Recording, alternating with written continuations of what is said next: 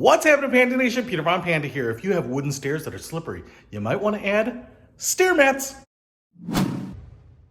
So if you have wooden steps like this, mine are varnished here, and you're walking on them with stocking feet, they're just really slippery.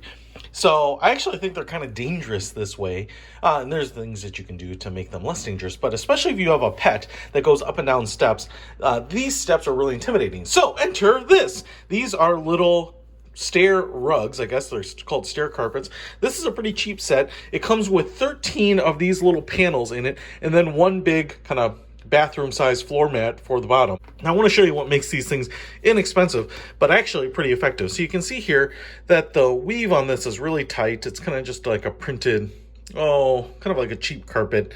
But it looks pretty good. I mean, this is kind of a nice design. It's a little blue-gray with white. You can see here the edges stitched, all a synthetic type of fabric. On the back side here is actually what I was kind of curious about, because it doesn't feel real grippy. It kind of feels a little bit like, I don't know, rubber yarn or something. And I can slide my finger across it there. And I was thinking, well, I'm going to have to use carpet tape or something like that to hold it in place. But I will tell you what, if I just throw it down on here, it's kind of easy to place, and if there's no weight on it, it does slide around. But as soon as you put any weight on it, this thing does not move. And the material is pretty grippy. So I'm actually impressed, because I was trying to kick it around here, look, and it will not move. So it's kind of one of these like Chinese finger toys where the more pressure you put on it, the grippier it gets, which means it's pretty safe. But it also means that you don't have to worry about any tape residue or anything like that. They're easily removable.